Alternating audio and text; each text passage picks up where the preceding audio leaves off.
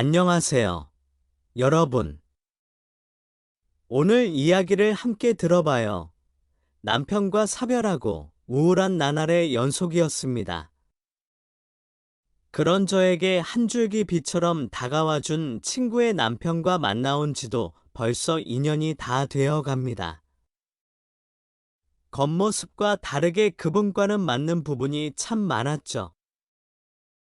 특히 저에게 남녀의 사랑이 무엇인지를 알게 해준 사람입니다. 그래서 더 특별한 존재인 것 같아요.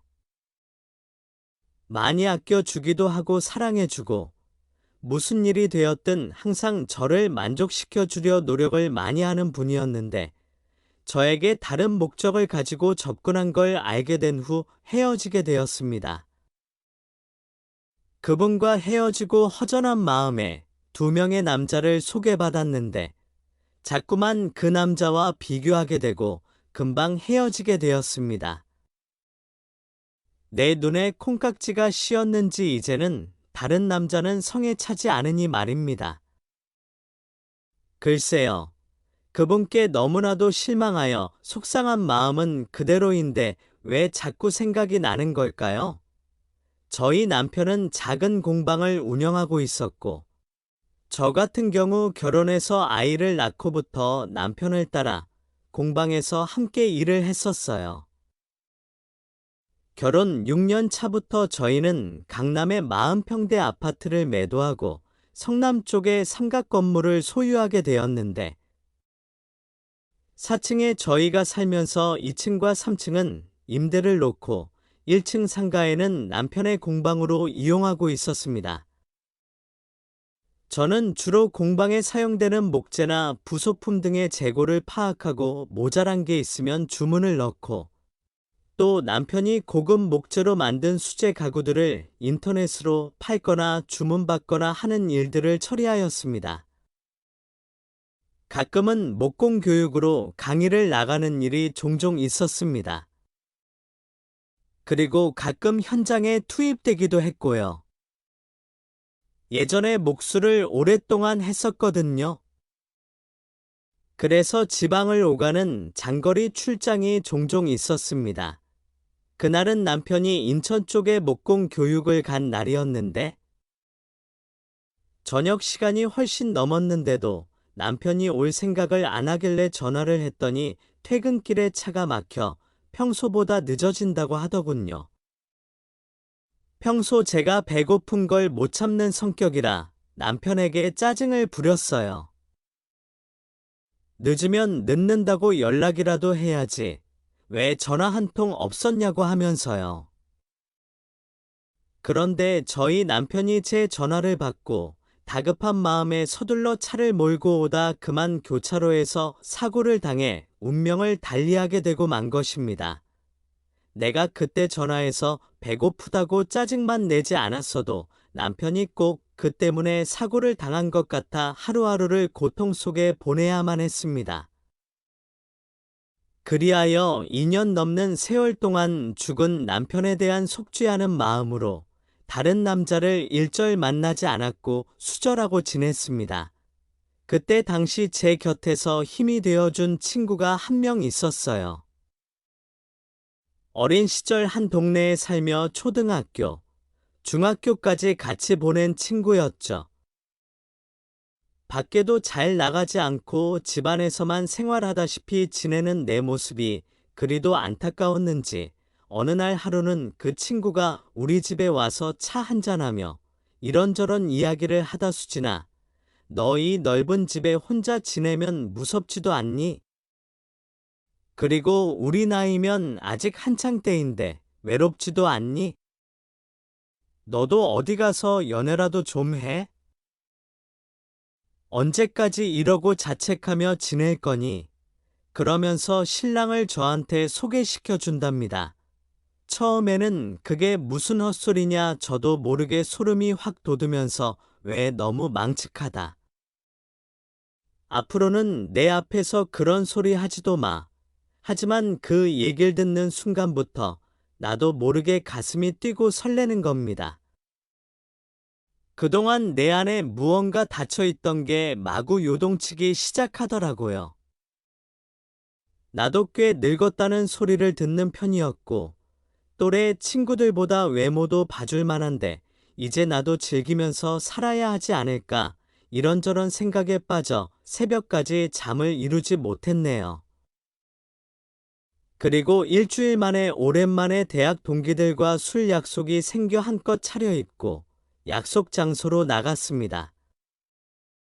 1차로 소고기 집에서 맛있게 먹고 2차는 노래방을 가서 신나게 마시고 놀다 새벽 3시가 넘어 집으로 돌아왔습니다. 그런데 이럴 때 있잖아요. 밤늦게 아무도 없는 집에 현관문을 열고 들어가면 어둠과 적막함만 있고 반겨주는 사람 하나 없을 때 갑자기 외로움에 사무쳐 우울증 아닌 우울증에 빠져들면서 내 인생은 왜 이럴까? 나도 행복해지고 싶다.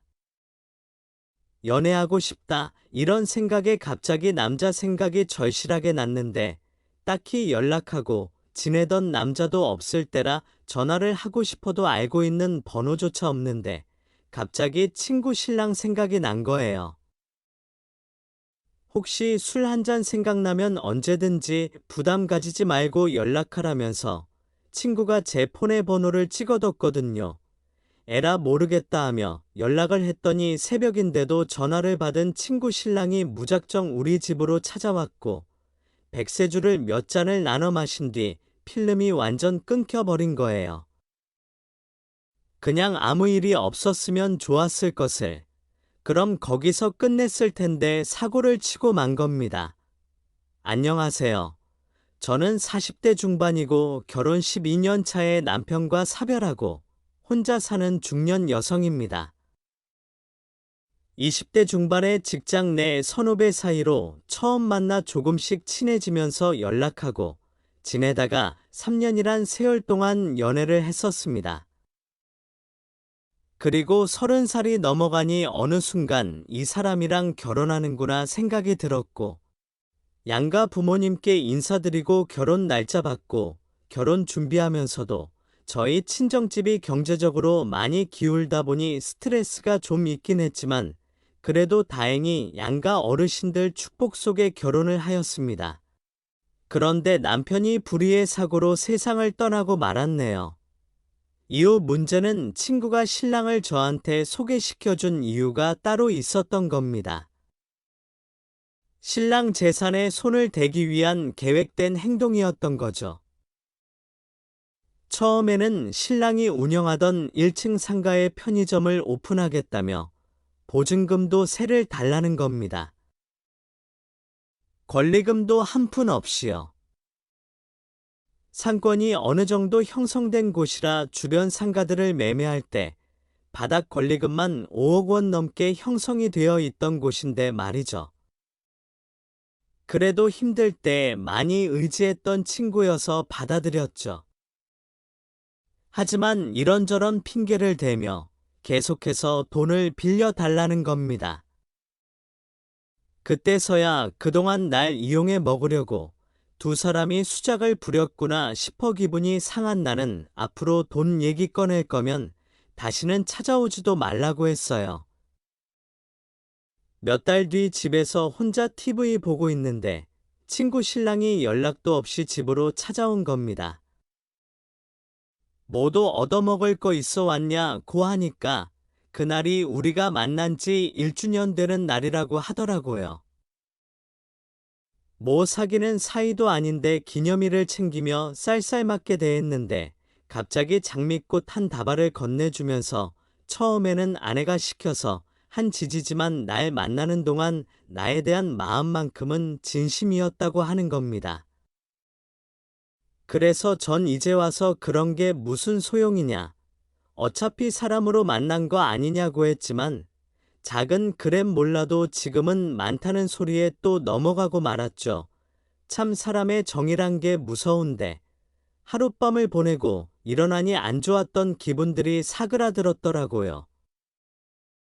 현재까지도 애인 아닌 애인 같은 사이를 유지하며 지내고 있는데 며칠 못 보면 그 남자가 자꾸 보고 싶고 함께 있고 싶어지고 함께 시간을 보내면 너무 행복하다는 생각이 드네요. 안 된다는 걸 알면서도 쉽게 헤어나오지 못하고 있는 점이 상황을 어떻게 하면 좋을까요? 들어주셔서 감사합니다. 마음에 드셨다면 좋아요와 구독을 눌러 채널을 응원해 주세요. 다음 영상에서 또 만나요.